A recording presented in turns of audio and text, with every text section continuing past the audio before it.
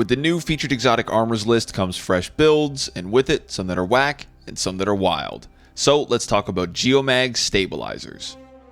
Geomags were the Warlock exotic last season in episode Heresy. Not only did Geomags themselves get a hefty buff, but both Ionic Sentry and Bolt Charge were introduced at the beginning of the season, which completely shifted the landscape of Arc as a subclass. It was also an Arc season, with the artifact mods having a lot of different options for things like Bolt Charge or Ionic Trace generation. Mixed with particle reconstruction making Queenbreaker one of the most destructive DPS options out, I spent almost the entire season in the limelight of Geomags, Ionic Sentry, and Queenbreaker, completely destroying everything.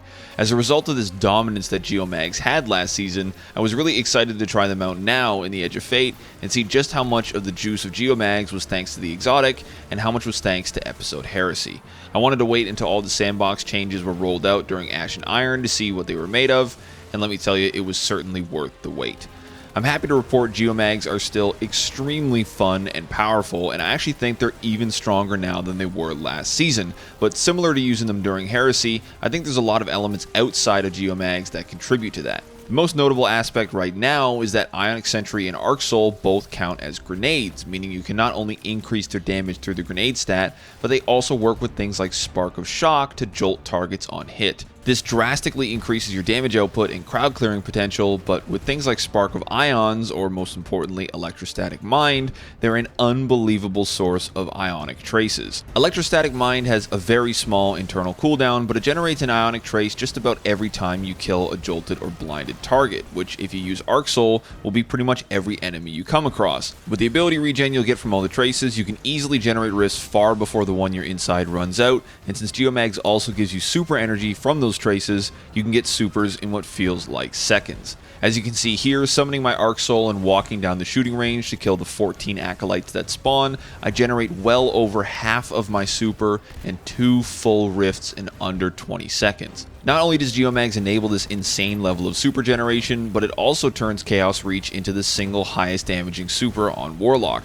I tested just about every super, all of which were at base damage, so under 100 super stat, and Chaos Reach was far and away at the top. As you can see in this chart, most of the base supers fall in around that 5,000 damage range, and just equipping Geomags doubles Chaos Reach's damage from 4,852 to 10,018. This completely smashes almost every other super option available, with the only exception being snap spam on Song of Flame with Spirit of Necrotic and ×6 Star Eaters. While it does do slightly more total damage, Geomags has a DPS 2.5 times higher at 1,285 damage per second against Star Eater's 530. Star Eaters is also a very specific setup, and it takes substantially longer to make work than Geomags, plus you need to generate and collect an additional 6 orbs after you get your super. By the time you've gone through the process, you could easily have put out 2 or maybe even more Chaos Reaches with Geomags, which completely blows any sort of comparative damage out of the water. When you take into consideration the output that this build's neutral game has on top of this ludicrous super damage,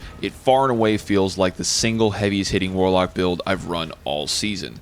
As you can likely tell by me geeking out on the numbers, I really love this build and highly recommend it, so let's go over some of the specifics and I can tell you more about how all the pieces fit together. The way Geomags work, if you're unfamiliar, is threefold. It extends the duration and therefore the damage of Chaos Reach, it gives you super energy when you collect Ionic Traces, and it can also give you stacks of Bolt Charge while sprinting when you have almost full stacks. I sort of look at the Bolt Charge part as a bonus, and for me the focus is making as many traces as possible to quickly generate abilities and get those high damage supers. With that in mind, the first aspect was Electrostatic Mind to generate Ionic Traces whenever I defeated a jolted or blinded target. This will also keep you amplified, which is great, but its main purpose is to pair with my second aspect, Arc Soul. By using Spark of Shock, Arc Soul spreads Jolt constantly, ensuring that almost every enemy you defeat will spawn an Ionic Trace. For my other fragments, I went with Spark of Ions for extra traces off of jolted targets, and Spark of Discharge to spawn them from arc weapon kills, as well as to get Bolt Charge into the mix.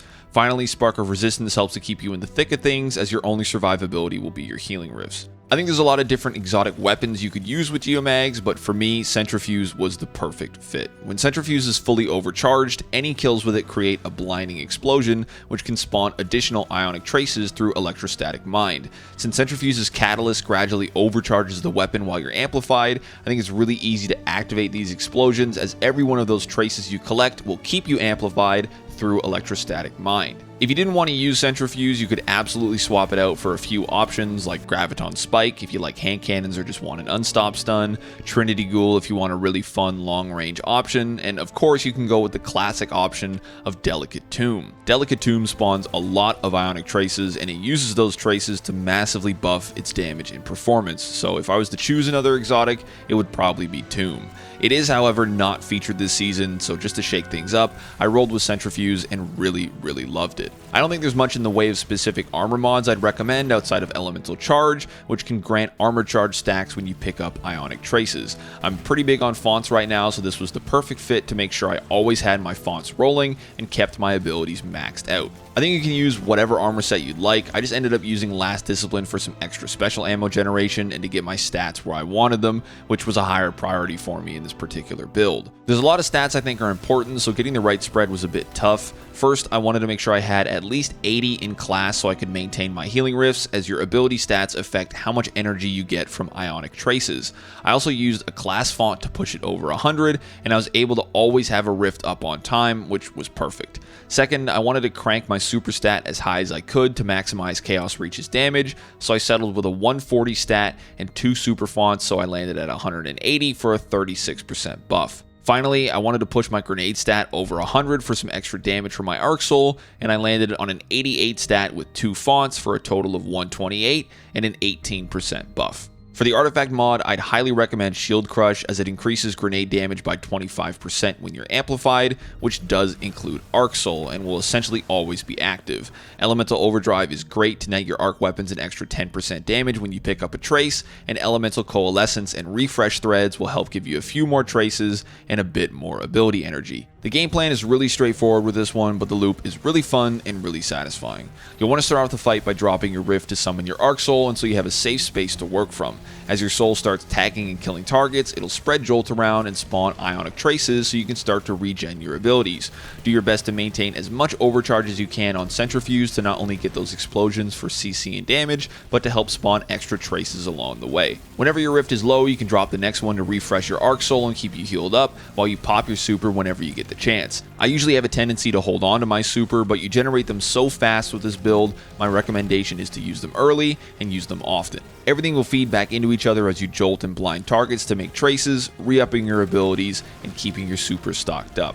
I had such a blast with this build, and while it does struggle slightly in the survivability department as it relies entirely on healing rifts, I think it's more than a worthwhile trade-off for its insane offensive capabilities. Between all the jolt, bolt charges, traces, blinding explosions, and supers, it comes together like a symphony of arc, and Geomags is the conductor. While Arc Soul and Spark of Shock on its own is pretty nuts and it steals a lot of the show, adding in the super generation and damage on top rounds this build off to be fantastic in every scenario, from clearing crowds to boss damage. I really cannot recommend an exotic or a build higher, and if you give this a shot, I hope you've enjoyed it as much as I have. To me, Geomags are well-rounded, synergistic, incredibly fun, and by all accounts, wild.